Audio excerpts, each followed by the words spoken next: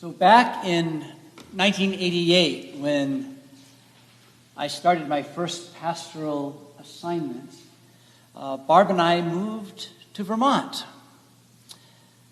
I had 4 little churches strung along routes 15 and 2, strung along about 20 miles in an area whimsically known as the Northeast Kingdom.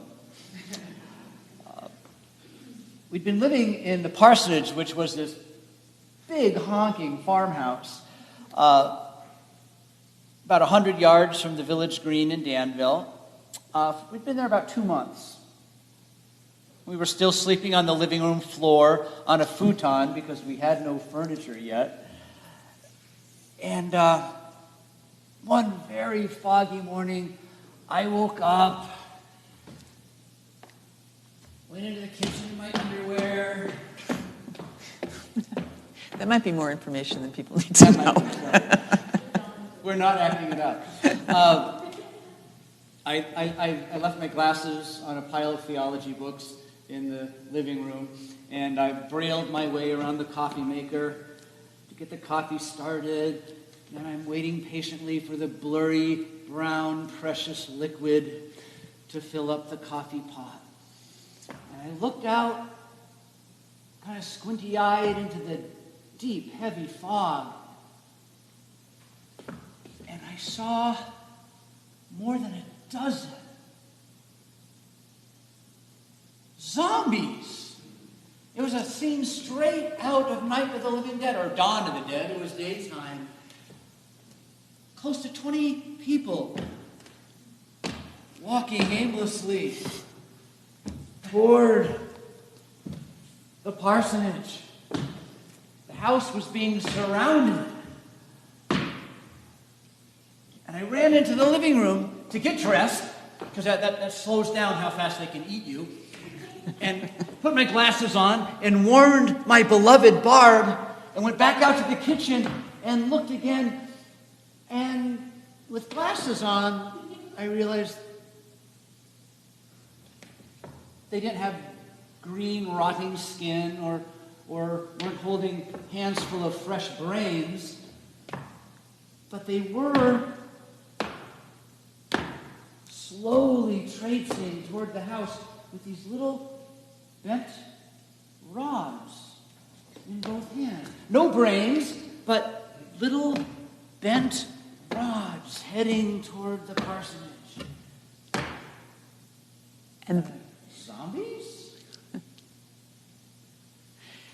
And that was when we learned that the American Association of Dowsers headquarters was in Danville, Vermont.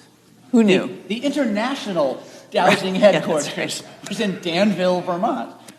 And every year they would have their annual meeting, and they would have workshops on how to douse, how to find water with rods. And they used the parsonage grounds as... Without telling us. Right, we didn't know about this. As the training grounds.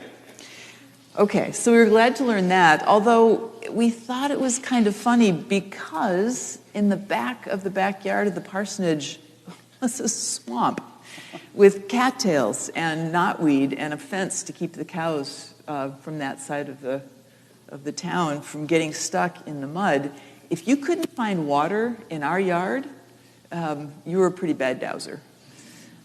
Having said that, we respect dowsing. We've had enough experiences, have heard enough stories from folks to give it at least this much credence. It seems to work. Just a few years later, there was a drought in Danville. Our swamp dried up, and a neighbor on the other side, her well dried up, and they came in and they dug 3 different holes looking for water. Couldn't find anything. And then they brought in the head of the dowsing organization, and he just walked across her backyard, no sticks or anything, and pointed to a spot in the ground and said, 300 feet down. And they dropped a well, and at 300 feet, nothing happened. And he said, dig a little deeper. And at 330 feet, they hit the most wonderful, cool, fresh water ever. And he said, I was 90% accurate. That's pretty good. Right? sometimes you have to dig deeper to find the water you're looking for. Which is, of course, what the woman at the well story in John's Gospel is all about. Two people digging a little deeper into each other's hearts and souls to find life-giving water. And John's story, ancient and strange, requires us to dig a little deeper to find the life-giving meaning of the story for us in the 21st century. So we're inviting you to kind of dive in with us right now. Now, right after the sermon, if you looked ahead in the bulletin, you notice that we're going to be singing a hymn called "The First One Ever, Oh Ever to Know," which references the Samaritan woman. She's the first one ever, oh ever, on several counts. She is the first one ever to whom Jesus reveals he is the Messiah in John's Gospel. And in John, she's also the first evangelist ever. She's the first one ever to go tell other people about Jesus, even before the disciples get a chance to do that. And her testimony brings the whole town out to meet Jesus and hear the testimony about him. Another piece is Jesus talks with this woman longer than with any other individual in all four Gospels. Longer than he does to any of his disciples, longer than to any of his adversaries, longer than to anyone in his family. This is the most in-depth conversation with an individual of Jesus recorded anywhere in the Gospels. Which is surprising because there's all kinds of reasons why they shouldn't be talking at all. For one, there's reasons why this should be the last one ever that Jesus should be speaking to. The Samaritan woman is a woman. And in those days, for a woman to speak to a man that she did not know was not seemly, it was not condoned.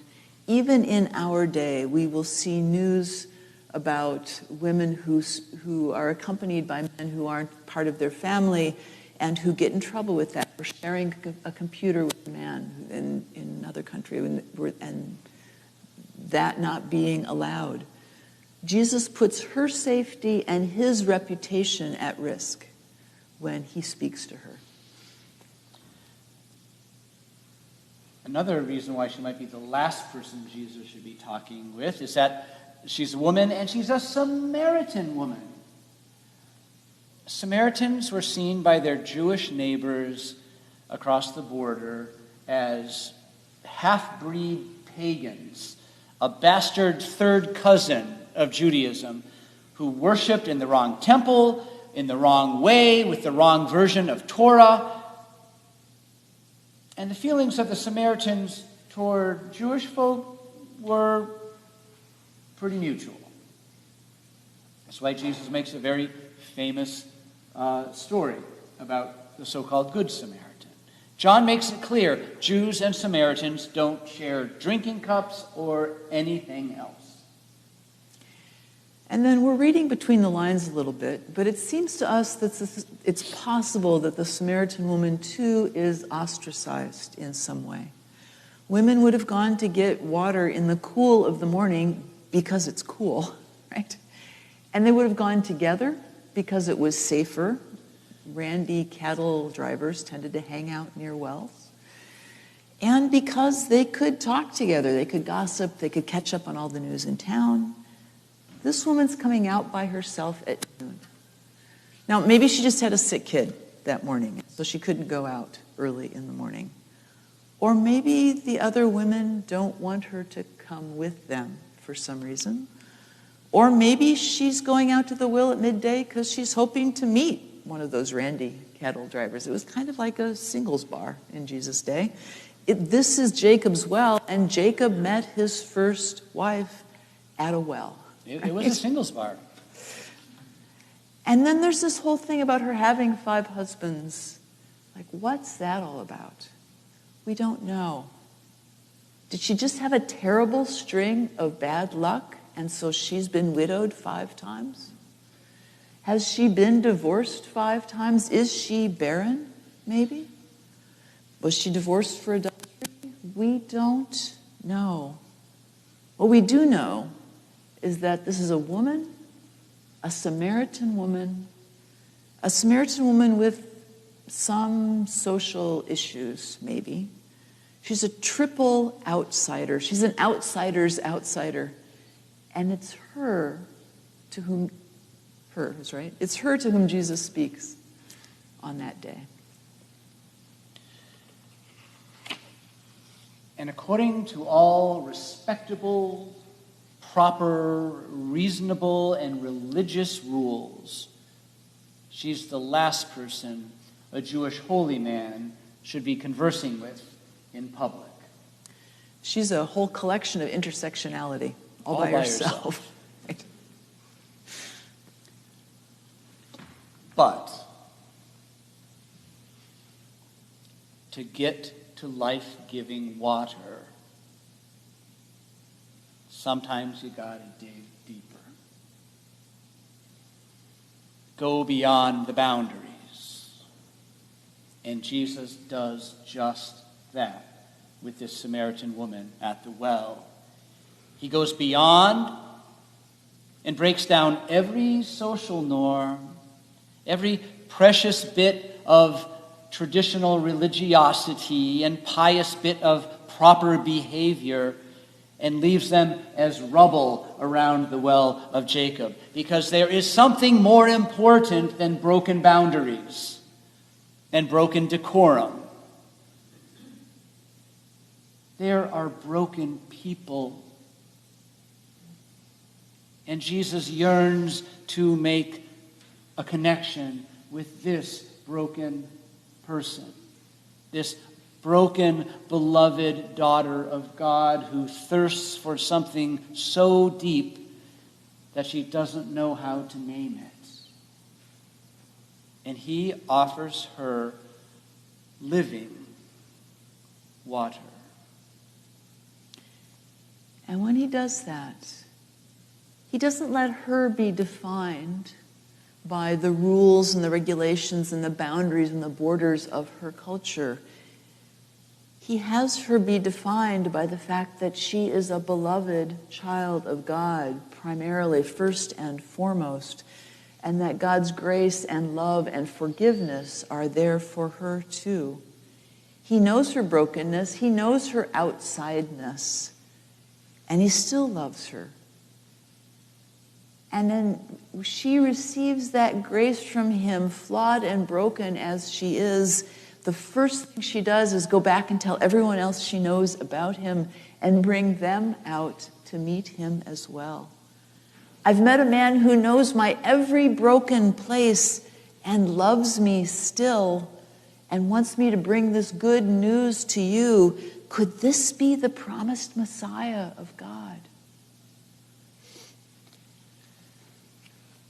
It reminds me of the song Anthem by Leonard Cohen.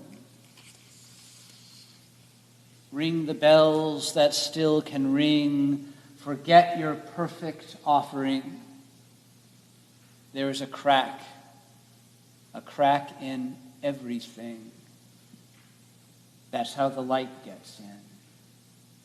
That's how the light gets in. There is a crack in everything. And there's a crack in everyone. And it can be how the light gets in. And it can be how living water gets in too. Because here's the thing. Just as Jesus knew that woman's cracks and flaws and dug even deeper to show her his love, Jesus knows your cracks and flaws, our cracks and flaws as well, and digs even deeper to show us his love and to call us to be his people in the world, cracks and all. This is how Brennan Manning puts it. Trust yourself as one entrusted by God with everything you need to live life to the full. Despite our physical cracks, intellectual limitations, emotional impairments, and spiritual fissures, we are providentially equipped to fulfill the unique purpose of our existence, which, more colloquial language, we might interpret as Jesus is well aware of our every flaw. All of them. And can use them in ways that we are not even aware of. Lent is the season of cracks, of reflection, of self-awareness, of honest appraisal. Not so that we feel guilty and miserable about ourselves, but so that we can dig deeper and find the living water that springs up from within, so that we might fulfill the unique purpose of our existence. Broken and cracked, we can offer our whole selves to Jesus and say, quoting Hedwig, "This is what I have to work with. I trust you with the details." I want to leave you with a poem by Anne Porter that's entitled Susanna. Nobody in the hospital could tell the age of the old woman who was called Susanna. I knew she spoke some English and that she was an immigrant out of a little country trampled by armies. Because she had no visitors, I would stop by to see her, but she was always sleeping. All I could do was get out her comb and carefully untangle the tangles in her hair. One day I was beside her when she woke up, and opening small dark eyes of surprising clearness, she looked at me and said, "You want to know the truth?" I answered, "Yes." She said, "It's something that my mother told me. There's not a single inch of our whole body that the Lord does not love." And then she went back to sleep. So hear again this good news. May you meet this Jesus who crosses all boundaries to find you. May you know this Jesus who touches every broken place with healing grace. And may you experience the Jesus who loves every single inch of you, cracks and all. Amen.